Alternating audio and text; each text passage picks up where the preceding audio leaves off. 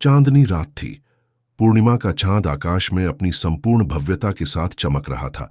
उस दिन आश्रम में विशेष सत्संग का आयोजन था। सैकड़ों भक्त दूर दूर से आए थे, बाबा जी के दर्शन करने के लिए, उनकी वाणी सुनने के लिए। जब बाबा जी मंच पर आए तो एक अलौकिक प्रकाश जैसे पूरे वातावरण को आलोकित कर गया। उनकी आंखों में अथाह करुणा थी, चेहरे पर दिव्य तेज था, और जब उन्होंने अपने हाथ उठाकर सबको आशीर्वाद दिया तो हर भक्त ने महसूस किया जैसे उनके अंतर्मन की सारी व्यथाएं शांत हो गईं। दोस्तों, मैं आपको एक ऐसी कहानी सुनाने जा रहा हूं जो आपके जीवन को बदल देगी। लेकिन पहले मुझे बताइए कि आप कहां से देख रहे हैं, और अगर आप चाहते हैं कि आपका दिन शुभ हो तो कृपया कमेंट बॉक्स में राधा स्वामी जी लिखें। साथ ही हमारे चैनल को सपोर्ट करने के लिए इस वीडियो को लाइक करें। अब आइए इस अद्भुत कथा को सुनें। बाबा जी ने अपनी मृदु वाणी में बोलना शुरू किया। उस दिन उनके चेहरे पर एक अजीब सी गंभीरता थी, जैसे वे कोई बहुत गहरा रहस्य साझा करने वाले हों। आज मैं आपको एक सत्य घटना सुनाऊंगा, बाबा जी ने कहा, जो दिखाती है कि प्रेम, करुणा और नाम की शक्ति कितनी अद्भुत है। सभी भक्तों ने अपनी सांसें रोक लीं और पूरा आश्रम एक अलौकिक शांति में डूब गया। बाबा जी ने धीरे से अपनी आंखें बंद कीं, मानो उस घटना को अपनी दिव्य दृष्टि से फिर से देख रहे हों, और फिर अपनी कहानी शुरू की। लगभग 50 साल पहले की बात है। एक आदमी था जिसका नाम रमेश था। न तो बहुत अमीर न बहुत गरीब, लेकिन उसके भीतर एक अजीब सी हीनता थी जो धीरे धीरे एक विशाल अहंकार में बदल गई थी। जब उसे थोड़ी सी सफलता मिली, एक छोटा सा व्यापार, कुछ संपत्ति, एक अच्छा सा घर, तो उसके अंदर अहंकार का राक्षस जाग उठा। धीरे धीरे रमेश की जिंदगी एक ऐसी कहानी बन गई जिसमें सिर्फ स्वार्थ, लालच और हिंसा थी। मैंने जो चाहा वो पा लिया, वह अक्सर कहता, और मुझे कोई रोक नहीं सकता। उसने छोटे व्यापारियों को धोखा दिया, गरीब किसानों की जमीनें हड़पीं, अपने मित्रों को धोखा दिया और अपने परिवार तक के साथ क्रूरता से पेश आया। एक मजेदार बात, और इसमें हंसने वाली कोई बात नहीं है, यह थी कि रमेश हमेशा सोचता था कि उसके पास नरक और स्वर्ग की चिंता करने का समय बाद में होगा। अभी तो मुझे धन कमाना है, वह कहता, मरने के बाद देखा जाएगा। वह अक्सर हंसते हुए कहता, अगर नरक है भी तो मैं वहां भी सभी को खरीद लूंगा। आप देख सकते हैं कि उसका अहंकार कितना विशाल हो गया था। रमेश के जीवन में एक विचित्र मोड़ तब आया जब एक दिन उसके दरवाजे पर एक संत आए, वही बाबा जी जिनके बारे में हम बात कर रहे हैं। बाबा जी उस समय एक सामान्य साधु की तरह दिखते थे। उनके पास कोई विशेष परिचय नहीं था, वे केवल भिक्षा मांगने आए थे। जब रमेश ने उन्हें देखा तो उसके भीतर का अहंकार और भी भड़क उठा। क्या दिखा रहे हो अपना यह भिखारी रूप? उसने क्रोध से कहा, इस संसार में शक्ति और धन ही सब कुछ है। तुम्हारा यह साधु संत का ढोंग मुझ पर नहीं चलेगा। बाबा जी ने बस मुस्कुरा दिया, उन्होंने एक शब्द भी नहीं कहा। उनकी आंखों में एक अजीब सी करुणा थी, जैसे वे रमेश के भविष्य को देख पा रहे हों। और फिर वे चले गए, बिना कुछ मांगे, बिना कुछ कहे। रमेश ने इस घटना को भूल दिया, लेकिन उस रात से उसके जीवन में कुछ अजीब होने लगा।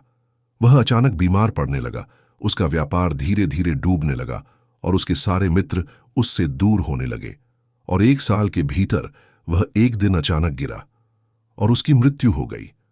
कहानी यहीं खत्म नहीं होती दोस्तों, यह तो सिर्फ शुरुआत है। जब रमेश की आत्मा शरीर से निकली तो उसे एक अंधेरी सुरंग में खींचा गया। वह घबरा गया, उसे समझ नहीं आ रहा था कि क्या हो रहा है। अचानक उसके सामने 2 भयानक यमदूत प्रकट हुए। उनके चेहरे इतने विकृत थे कि रमेश देखते ही चीख पड़ा। क्या चाहिए तुम्हें? उसने डरते हुए पूछा। तुम्हें, यमदूतों ने एक साथ जवाब दिया। रमेश ने कहा, मैं तुम्हें धन दूंगा, सब कुछ दूंगा, बस मुझे छोड़ दो। यमदूत हंसने लगे और उनकी हंसी इतनी भयावह थी कि रमेश के रोंगटे खड़े हो गए। अब तुम्हारे पास कुछ भी नहीं है, उन्होंने कहा, और अब तुम्हारा समय आ गया है। यमदूत उसे खींचते हुए नरक की ओर ले गए। वो दृश्य इतना भयावह था कि मैं उसका पूरा वर्णन नहीं कर सकता। नरक के हर कोने में अलग अलग प्रकार की यातनाएं थीं। वहां ऐसी आग थी जो शरीर को जलाती थी पर खत्म नहीं करती थी। ऐसे कीड़े थे जो आत्मा को कुतरते थे पर उसे खत्म नहीं करते थे। और ऐसा अंधकार था जो आत्मा की सारी उम्मीदों को निगल जाता था। रमेश को एक विशेष कक्ष में ले जाया गया, जहां उसे उन सभी लोगों का दर्द महसूस करना था जिन्हें उसने अपने जीवन में दुख दिया था। हर धोखा, हर चोट, हर अपमान, उसे सब कुछ 100 गुना ज्यादा तीव्रता से महसूस करना था। पहले कुछ वर्षों तक रमेश बहुत क्रोधित रहा।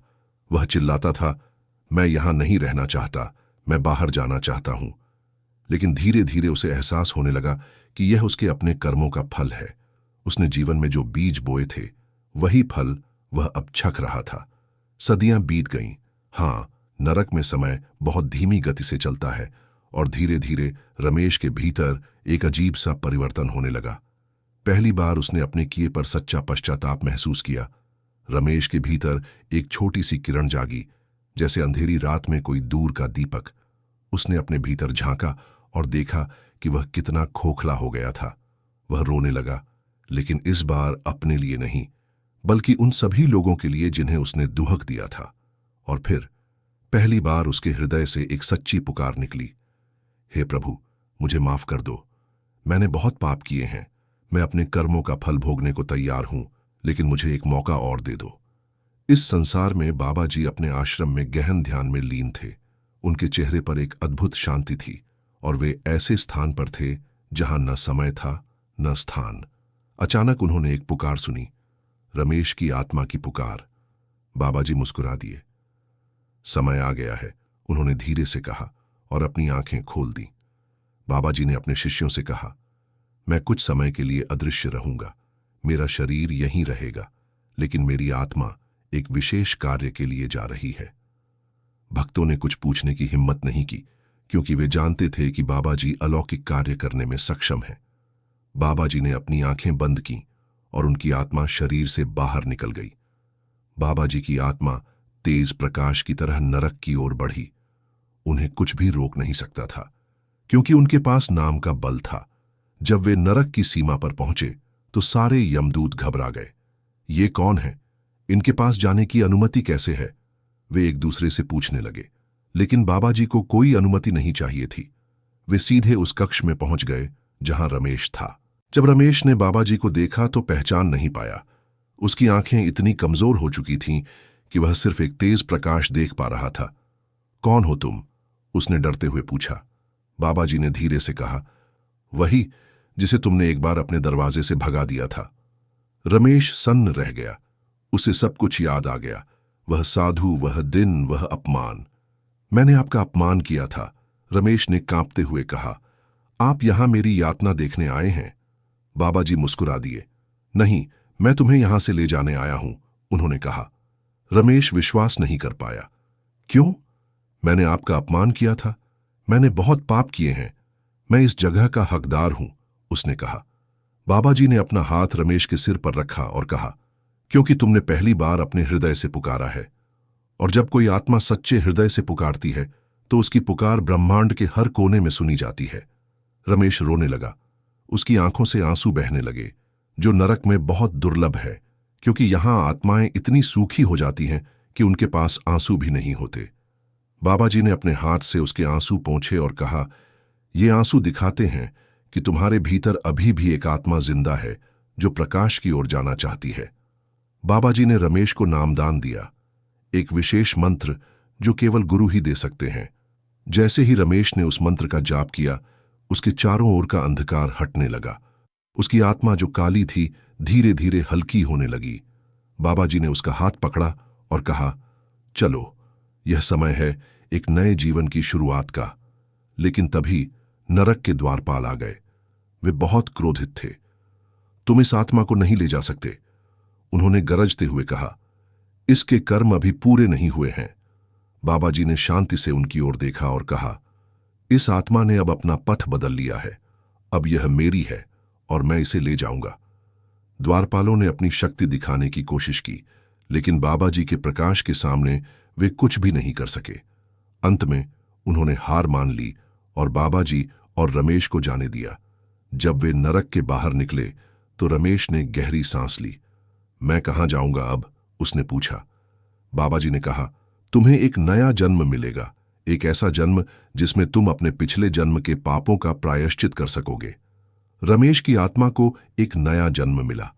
इस बार वह एक साधारण परिवार में पैदा हुआ, न बहुत अमीर न बहुत गरीब। उसका नाम राधा रखा गया।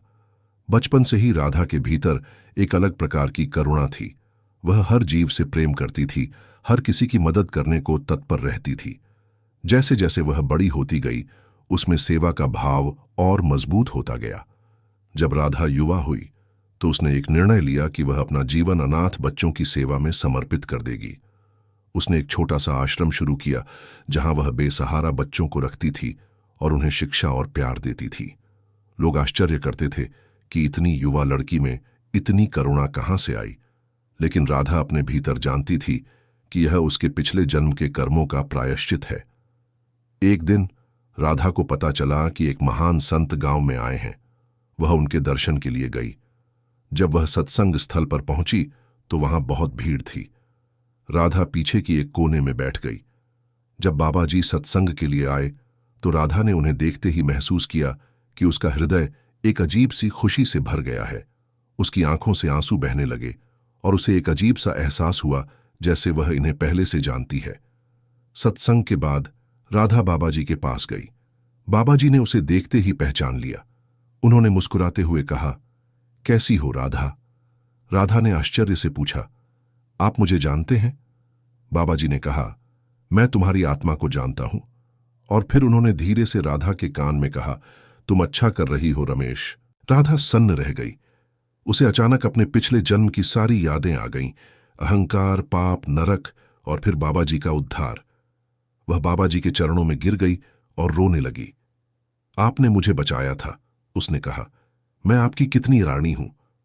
बाबा जी ने उसे उठाया और कहा, तुम मेरी रानी नहीं हो। तुमने अपने हृदय से पुकारा था और परमात्मा ने सुन लिया था। मैं तो सिर्फ एक माध्यम था।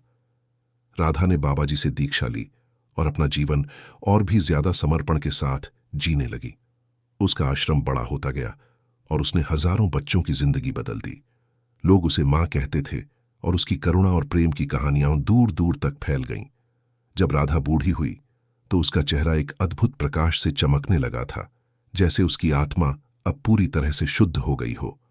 जब राधा की मृत्यु का समय आया तो बाबा जी फिर से आए।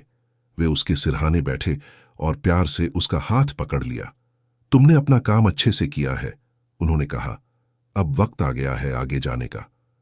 राधा ने मुस्कुराते हुए अपनी आंखें बंद कीं और इस बार उसकी आत्मा प्रकाश की ओर गई, नरक की ओर नहीं। बाबा जी ने अपनी कहानी यहीं समाप्त की। सत्संग में गहरी शांति छा गई थी। हर भक्त अपने भीतर झांक रहा था, अपने जीवन और कर्मों पर विचार कर रहा था। बाबा जी ने धीरे से कहा, यह कहानी हमें सिखाती है कि नरक और स्वर्ग कोई बाहरी स्थान नहीं है, वे हमारे भीतर हैं। हमारे कर्म, हमारे विचार, हमारी भावनाएं, ये सब हमारे नरक या स्वर्ग का निर्माण करते हैं। और सबसे महत्वपूर्ण बात, कोई भी आत्मा इतनी गिरी हुई नहीं होती कि उसे उठाया न जा सके। बस एक सच्ची पुकार की जरूरत है, एक सच्चे हृदय की जरूरत है। एक बुजुर्ग भक्त ने पूछा, बाबा जी, क्या हर आत्मा को नरक से मुक्ति मिल सकती है? बाबा जी ने मुस्कुराते हुए कहा, हाँ, बिल्कुल। परमात्मा का प्रेम असीम है। जब तक आत्मा में सुधार की इच्छा है, तब तक उसके लिए द्वार खुले हैं। लेकिन याद रखें, यह सुधार बाहरी नहीं, भीतरी होना चाहिए। असली परिवर्तन तो हृदय में होता है, शब्दों में नहीं। एक युवा भक्त ने पूछा, बाबा जी, क्या हम सब भी रमेश की तरह हैं? बाबा जी हंस पड़े और बोले, हां और नहीं। हम सभी में गुण और दोष हैं। हम सभी से गलतियां होती हैं, लेकिन जो इन गलतियों से सीखता है, जो अपने दोषों को स्वीकार करता है और उन्हें सुधारने की कोशिश करता है, वह राधा की तरह बन जाता है। और यही जीवन का उद्देश्य है, एक अंधेरे कोने से प्रकाश की ओर यात्रा करना। सत्संग के अंत में बाबा जी ने सभी को आशीर्वाद दिया और कहा, याद रखें, हमारा हर कर्म एक बीज है। आज का बोया हुआ बीज कल का वृक्ष बनेगा। इसलिए अपने कर्मों के बीज प्रेम, करुणा और सेवा के बो, ताकि आपका जीवन एक सुंदर उद्यान बन जाए। और फिर उन्होंने अपनी वाणी को थोड़ा हल्का करते हुए कहा, और हां, अगर आप लोग सोच रहे हैं कि इस कहानी का क्या संदेश है, तो मैं आपको बता दूं, यह संदेश है प्रेम की शक्ति का। प्रेम ही वह शक्ति है जो नरक को स्वर्ग में बदल सकती है। प्रेम ही वह प्रकाश है जो अंधकार को मिटा सकता है। मित्रों, यह थी वो अद्भुत कहानी जब बाबा जी ने एक आत्मा को नरक से निकाला। इस कहानी से हमें सीख मिलती है कि कोई भी व्यक्ति अपने कर्मों से स्वयं को बदल सकता है।